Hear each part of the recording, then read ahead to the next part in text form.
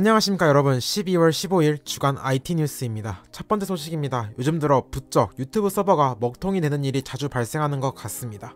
세계 최대 온라인 동영상 서비스 유튜브가 한 달여 만에 또다시 대규모 장애를 일으켰습니다.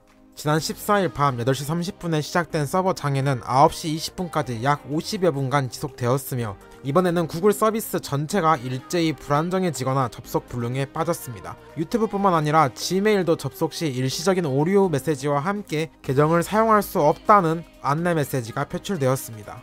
이 밖에 앱 마켓인 플레이스토어, 문자 서비스인 구글 독스, 지도, 페이, 구글 홈과 크롬캐스트 등 구글 서비스 대부분이 정상적인 이용이 불가능하거나 불안정한 모습을 보였습니다. 일부 서비스가 아닌 구글 서비스 전반에서 장애가 발생한 것은 이례적인 일입니다. 때문에 이번 장애가 구글의 계정과 관련된 것이 아니냐는 분석이 나오고 있습니다. 이번 사태는 국내뿐만 아니라 전 세계적으로 발생했습니다. 국내 한 언론사에 따르면 유튜브는 지난 11월 12일에도 약 1시간 30분가량 전 세계적인 먹통 현상을 보였습니다. 이때도 보상 문제를 두고 이슈가 있었으나 구글은 미국 본사 트위터 계정을 통해 불편을 끼쳐드려 죄송하다는 영문 사과만 냈을 뿐 유료 이용자 및 광고주들에게 어떠한 보상 등도 제시하지 않았습니다. 전기통신사업법에서 통신사업자는 2시간, 부가통신사업자는 4시간 이상 장애가 발생했을 경우 장애를 고지하도록 돼 있습니다. 이번 오류는 채 1시간이 안 되는 시간 동안 지속되었기 때문에 고지의 의무는 없으나 한 달 만에 또 유튜브 서버가 불안정해지자 소비자들의 불만의 목소리가 나오고 있는 상황입니다.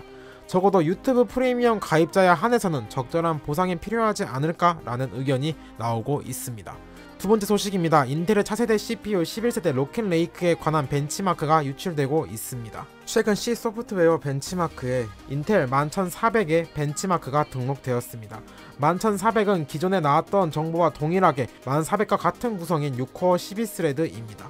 그리고 베이스 클럭은 2.6GHz, 부스트 클럭은 4.4GHz인 모습입니다. 올코어의 경우 4.2GHz일 것으로 알려졌습니다. 프로세서 멀티미디어 벤치마크에서는 646.07을 기록하며 1400 대비 약 13% 정도의 성능 향상이 있었습니다. 추가로 이번 유출에서 볼 수 있는 것은 H510 보드의 존재를 확인할 수 있었습니다. 이 벤치마크는 ECS H510 메인보드와 결합해서 진행되었습니다.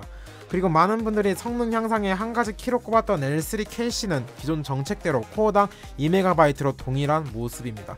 이 부분이 자신감의 표출일지 원가의 절감일지 11세대가 나와봐야 알겠네요. 그리고 추가로 11900K의 벤치마크도 유출되었습니다. 얼마 전 제 영상에도 올려놓은 11900K 프로세서의 AOTS 벤치마크가 이번에 또 한 번 유출되었습니다. 결과는 지난번 유출과 비슷합니다.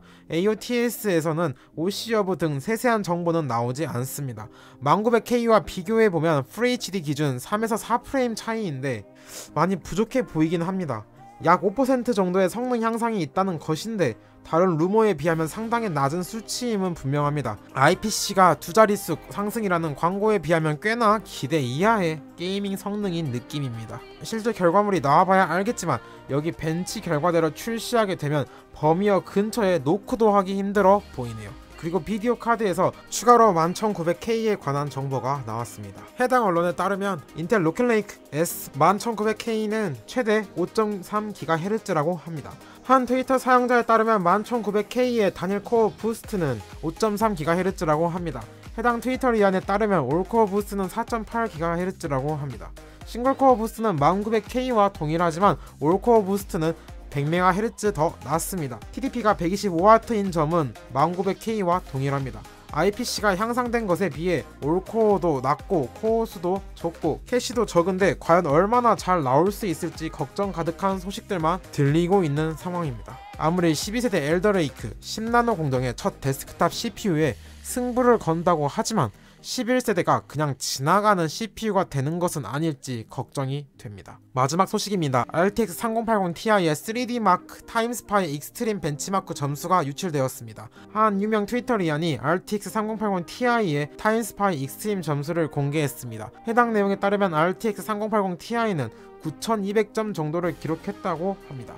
RTX 3080이 8900점 정도, RTX 3090이 1200점 수준인 것을 고려해보면 그간 공개된 3090과 비슷한 수준이 아닌 3080에 좀 더 가까운 점수입니다.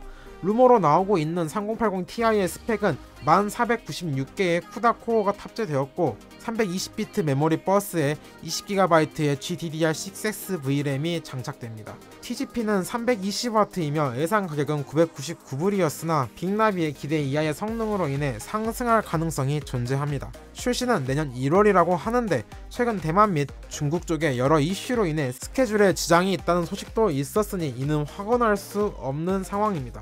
3090하고 차이점은 NV링크 기능이 제외되었다는 점이 있습니다. 사실상 V램이 20GB인 점이 어필하는 포인트인 것 같습니다. 그감 3080의 V램 용량이 아쉽다는 분들에게는 선택할 만한 제품일 것 같습니다. 저는 개인적으로는 별로 메리트가 없어 보입니다. 게임 한정으로 V램이 아쉬우려면 4K 환경이어야 하는데 아직 4K를 쓰시는 분들이 많지 않고 사펑을 4K RT 울트라로 놓고 게임을 해도 7에서 8기가 정도 잡아먹는 상황에서 과연 일반 유저가 얼마나 V램이 부족한 일이 있을까라는 생각이 드네요. 일부 게임 풀심 같은 경우가 아니라면 사실상 $300를 더 주고 구입할 이유가 없어 보입니다. 항상 말씀드리는 것이지만 루머는 루머일 뿐 실제 나오는 제품을 봐야 한다는 점을 간과하면 안 되겠죠. 자, 오늘 영상도 도움이 되셨다면 구독과 좋아요 눌러주시고 우리는 또 다음 영상에서 만나도록 하죠. 안녕.